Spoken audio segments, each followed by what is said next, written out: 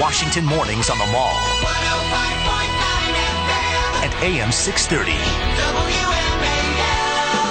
6:07 on WMAL, where Washington comes to talk. It's Brian Wilson, Tori Clark in today for Larry O'Connor. Great to be here. Love being here today. Yeah, it's a special good day to be here. Larry O'Connor will return on Monday. Why is it a especially good day today? Because we are holding our 9th annual Fisher House Radiothon. And we're already over $10,000. Which is great. It's amazing. 607. Yeah, look, that's fantastic. Thank you so much. But here's the thing. This morning, while Tori and I are on the air, if you make a donation, our friends at Finn Mechanica will match it up to $50,000. So let's say you give $100. No, you just gave $200. It's so you can double your money. It's really important that we get a good start to this thing. We're, by the way, going to be doing it throughout the weekend. So right now is the time to call 202-686-7771. Tell them a little bit, if they don't know, about what Fisher House is all about. Fisher House, we heard in the interview with Montel Williams, if you're familiar with the Ronald McDonald House, yes, just provide a place for the families to be close to their loved ones who are receiving this care.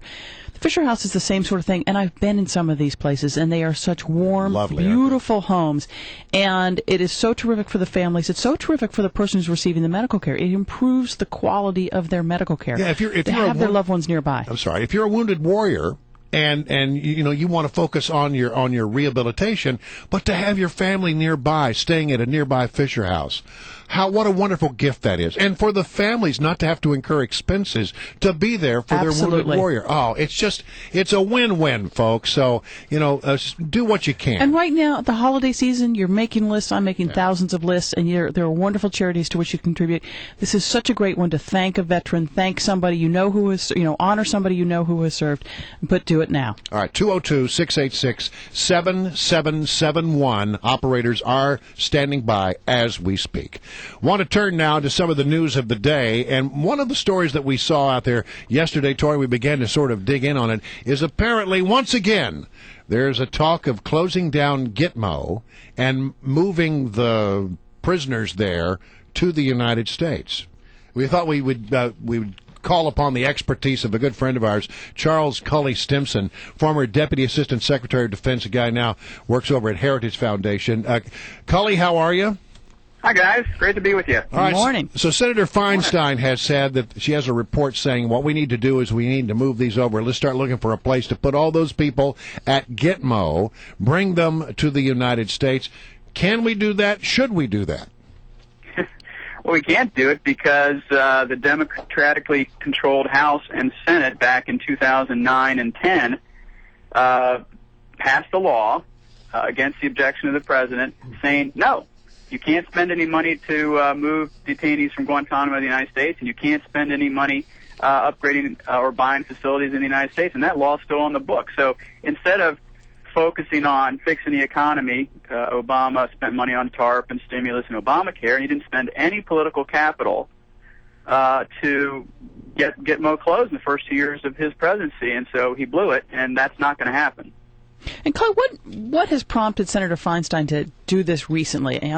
Not that anybody wants to run a prison, not that anybody wants to have to deal with the issue of holding detainees, because you know better than anybody how difficult that is. But Gitmo seems to be working. So are people now trying to reintroduce something to fix a problem that is being dealt with as best it can already? Well, you're not giving yourself enough credit, Tori. I mean, you know how hard this is. You were in the Pentagon. It's really hard. Yeah, I mean, there's no easy answer here, and you're right. Secretary Rumsfeld did not want to be the world's jailer. But, I give credit to this report because it's very comprehensive. It's 68 pages, and what I learned is nothing. Nothing more than we already knew back in 2006 when we looked at how to close it back then during this latter half of the Bush administration. I will say this. The report is very comprehensive. It points out a number of things that are important. One, we have six facilities in the United States run by DOD that are housing regular convicts, military convicts, and they're 48% of capacity. But it also says that the Department of Justice facilities, the BOP facilities, there's 2,000 of them, and they're 38% overcrowded. But here's the thing. You read reports, and you guys read a lot of reports. You look what's in it. Well, what's not in this report is the most important part, which has always been the most important part, and that is what legal rights would accrue to these detainees if they came into the United States that they don't otherwise have. The report sort of touches on it just briefly and then moves away from it. And this report is not a recommendation, by the way. And in fact, it says it would be, quote, unclear what changes would be needed at U.S. facilities were it to happen. This will cost hundreds of millions of dollars or more to upgrade a facility to bring these 166 guys here to the United States. Now, Feinstein says that these enemy combatants, these terrorists who are being held, haven't really caused any trouble, so it wouldn't be a problem to have them here. Is that true? Well, what's true is that they haven't escaped. And there have been no... And where would you go if you did escape from Gitmo? It's a long swim, Brian. Look, the Guantanamo of today, in fact, I would say the Guantanamo of 2005-06 forward, is not the Guantanamo of the images some people have in their head from back in 2002 when it first stood up. It's a very well-run, professional place, and I would say that if they were brought to the United States, they'd be lucky to have the treatment they have at Guantanamo. It's a very professionally run organization under the latter part of the Bush administration and certainly the Obama administration. But the detainees do lash out at guards. That has happened. It happens in all prison facilities, and it certainly happens in Guantanamo. But that's not the issue. The issue really is, and this is a good, thorough report in terms of as far as it goes, what additional rights would these guys get? In other words, if they land in the United States, right, would they be able to petition courts to say, well, now, just like anyone else in the United States, I have the full glory of the U.S. Constitution, and in addition to my habeas corpus rights, which the Supreme Court says I now have, I get X, Y, and Z rights. Right. That's a huge deal. That litigation risk is big.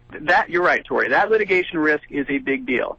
That's not to say, for example, if somebody is convicted in military commissions at Guantanamo, which are ongoing, there isn't a good case to be made that they should be transferred to a DOD facility in the United States or a BOP facility in the United States, simply because they're now a convict serving out a long period of incarceration. Right. So I think that's a reasonable way of looking at this. But look, just last night, the Senate voted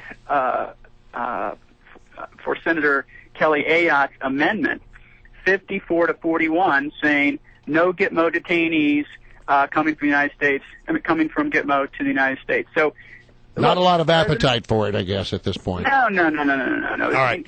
Yeah. So it's a good read, but it doesn't really address the big issue. All right, we'll leave it right there. Charles Stimson, good to have you on the program. Thank you very much. Thanks, Cully.